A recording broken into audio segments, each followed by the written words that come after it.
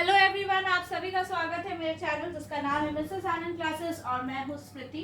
आज मैं लेकर आई हूँ इकोनॉमिक्स चैप्टर 3 क्लास 9 की पॉवर्टी एज अ चैलेंज का पार्ट 2। लास्ट क्लास हमने पार्ट 1 किया था, तो आज हम लोग स्टार्ट करेंगे ग्लोबल पॉवर्टी रेशियो से। ठीक है,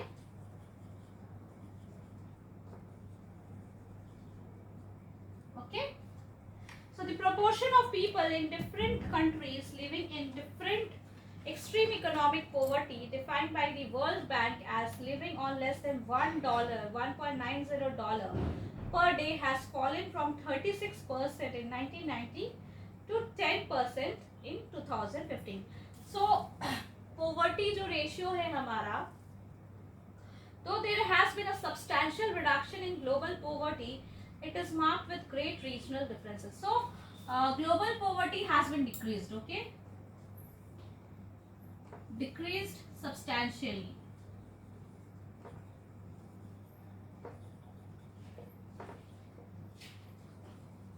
Okay, poverty declined substantially in China and Southeast Asian countries as a rapid economic growth and massive investments in human resource development. Number of poor in China has come down from 88.3% in 1981 to 14% in 2008. So we have seen why this poverty has been decreased substantially in different regions of the world because of the rapid economic growth reasons. Rapid economic growth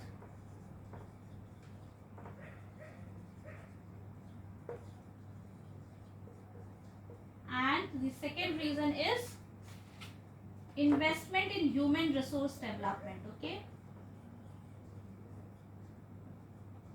in human resource. Okay,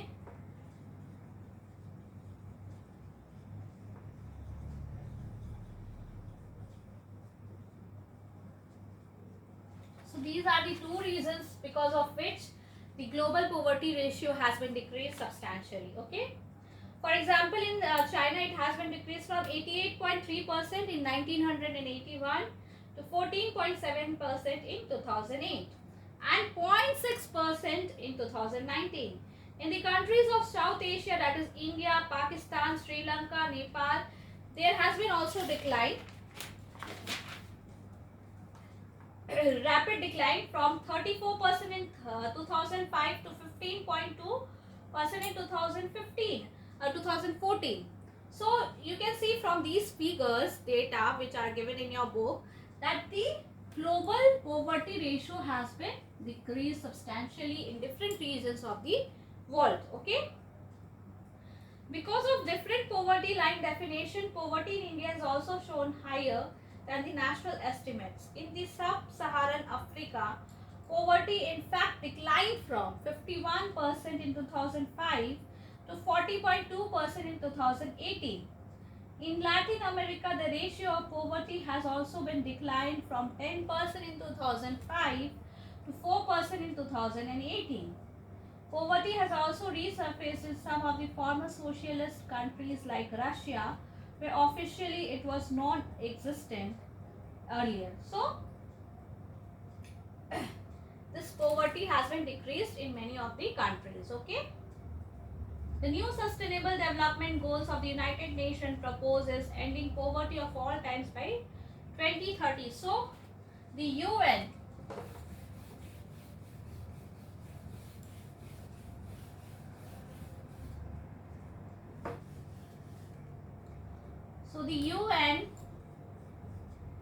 has suggested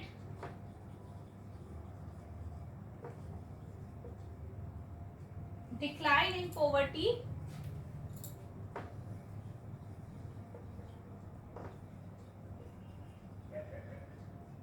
by 2030. Okay, now it's going 2024. By the next 6 years, this poverty should be eradicated in all terms, all types of poverty. So there are different graphs given that share of people living on $1.90 a day. So how this has been declined. So the poverty level graphs. Okay. So now we come to the causes of poverty. So what are the causes of poverty, reasons for poverty? Okay, there were a number of causes for the widespread poverty in India. One historical reason is the low level of economic development under the British colonial administration. So we will see the reasons for causes of poverty. Okay, so what are the reasons for poverty? The first one is the low economic growth. As you all know that there has been very low economic growth.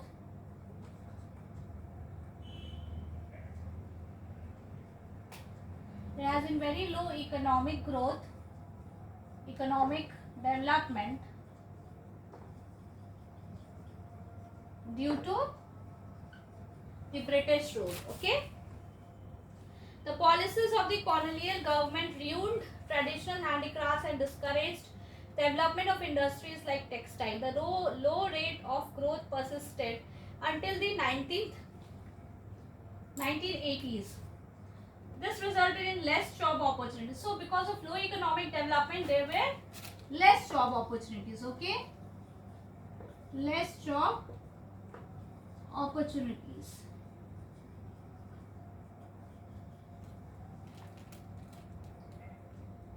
And low growth rate of income. Low growth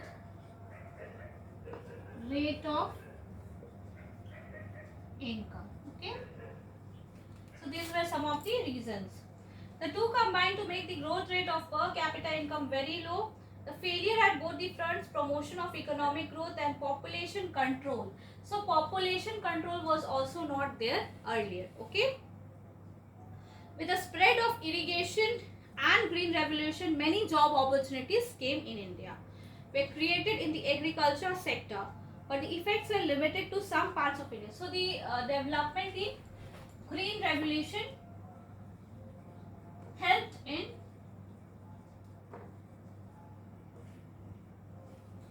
improving the economic condition of our country, but it was very limited. Okay, the industries both in the public and the private sector did provide some jobs, but these were not enough to absorb all the job seekers. Unable to find proper jobs in cities, many people started working as rickshaw pullers, vendors, construction workers, domestic servants. So with irregular small incomes, these people could not afford expensive housing. So they started living in slums. So another feature of high poverty rates has been the huge income inequalities. So huge income inequalities. So this was also the reason of high poverty. Okay, huge income inequalities. One of the major reasons for this is the unequal distribution of land and other resources. So why there is huge income inequalities? Due to unequal distribution of land. Okay, this is the reason for, one of the reason for this huge income inequalities. Okay, unequal distribution of land. Okay, despite many policies, we have not been able to tackle the issue in a meaningful manner. Okay, many other excuse me socio-cultural and economic factors also are responsible for poverty. In order to fulfill social obligations and observe religious ceremonies, people in India, including the very poor, spend a lot of money. So another major reason for this poverty is the socio-cultural economic factors. Okay, बोलते हैं ना जो दिखावा करना. So India वाले ना दिखावा बहुत करते हैं. तो so in various types of festivals, cultures, social for social reasons, this the Indians spend a lot of money in marriages. Okay, in like Mundan, in different types of festivals, we spend a lot of money. The very poor also spends a lot of money for the marriage. Okay, since poor people hardly have any savings, they borrow. Unable to repay because of poverty, they become victims of indebtedness. So the high level of indebtedness is both the cause and effect of poverty. So high level of indebtedness. Excuse me.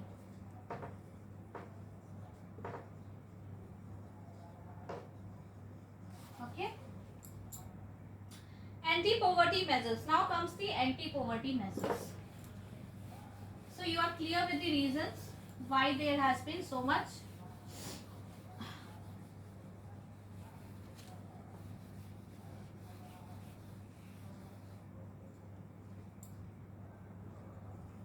anti-poverty measures.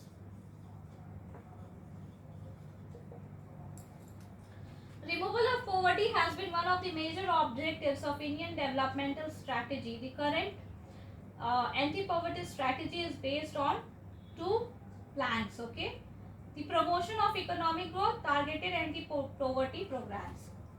So the two major you can say what you can say the anti-poverty measures. The two main anti-poverty measures are promotion of economic growth. Okay, the first one is promotion of economic growth. Second one is the anti-poverty programs.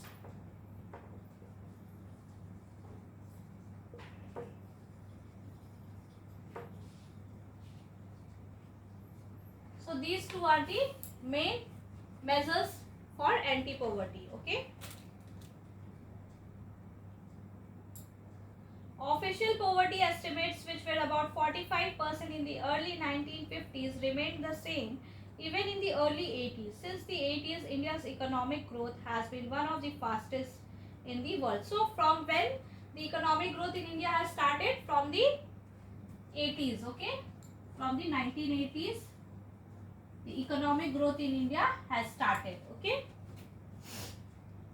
The growth rate jumped from the average of about 3.5% a year in 1970s to about 6% during the 1980s and 1990s. So from, you can say, 1970 to 1980s, from 3.5% economic growth to 6%. Okay, almost double. Economic growth widens opportunities and provides the resources needed to invest in human development. So economic growth has very powerful impacts in the society.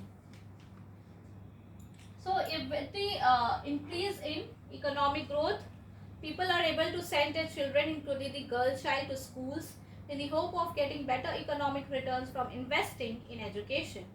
Moreover, growth in the agriculture sector is much below expectations. So in the agriculture sector, the growth has been limited. This has a direct bearing on poverty, as a number of people live in the village and are dependent on agriculture. So this is one of the reasons why the economic growth is not very high, because many people are living in the village and they depend on the agriculture. In these circumstances, there is a clear need for targeted anti-poverty programs. So to tackle this growth in the agriculture, low growth in the agricultural sector, the government had designed certain anti-poverty programs. Okay, for example, Mahatma Gandhi National Rural Employment Guarantee Act 2005 aims to provide. So what are these anti-poverty programs? Some of the anti-poverty programs are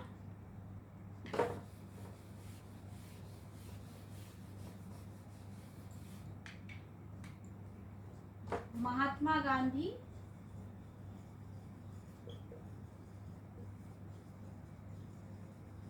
Mahatma Gandhi National Rural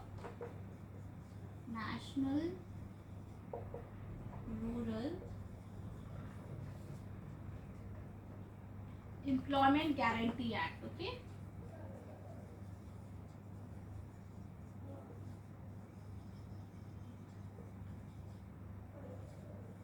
2005. What it does, it aims to provide 100 days of wage employment to every household to ensure livelihood security in rural areas. Okay.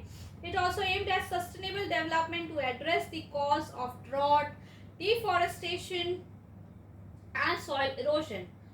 1/3 of the proposed jobs have been reserved for women. So these are of some of the major issues which are dealt with this Mahatma Gandhi National Rural Employment Guarantee Act of 2005. Okay. The scheme provided employment to 220 crores person days of employment to 4.78 crore households. Okay, the share of SC/ST women person days in the scheme are 23%, 17%, and 53% respectively. The average wage has increased from 65 in 2006 to 132 in 2013 and 14. So you can see there are many, you can say, good impact of this act. Okay, this Employment Guarantee Act is giving very much support to the poor people. Okay. Prime Minister, another act, or you can say another measure or scheme is the Prime Minister Rozgar Yojana. Is another scheme which was started in 1993. The aim of the program is to create self-employment opportunities for educated unemployed youth in rural areas and small towns. So there are many programs. For example, Rural Employment Generation Program was launched in 1995. What was the aim of this program? Is to create self-employment opportunities. Okay.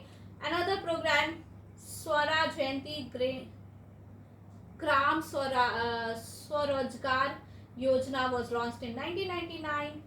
The program brings the poor families above the poverty line by organizing them into self-help groups. Okay. Another program, Pradhan Mantri Gramodaya Yojana, which was launched in 2000. What it does, it provides additional central assistance is given to states for basic services like primary health, primary education, rural shelter, rural drinking water, and rural electrification. Another important scheme is Antyodaya Anna Yojana, about which you will be reading more in the next chapter. So these are some of the programs which I have stated just now, which aims to reduce the poverty in the poorest section of the country. Okay. The results of these programs have been mixed. So you cannot say that the results of these programs are always positive. Okay. The results are bit mixed. So what are these results? Results of this type of programs.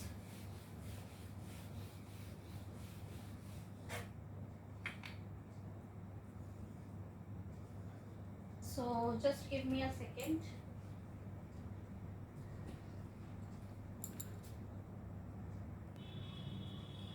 So what are the effects of these programs?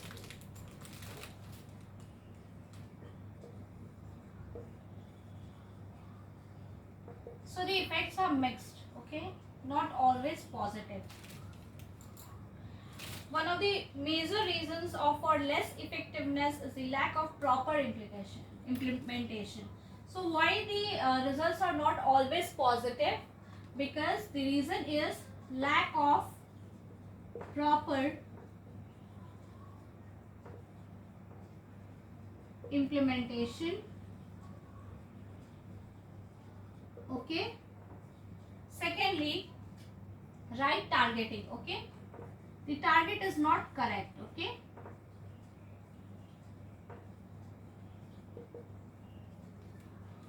There has been a lot of overlapping of schemes because of which these types of issues arise.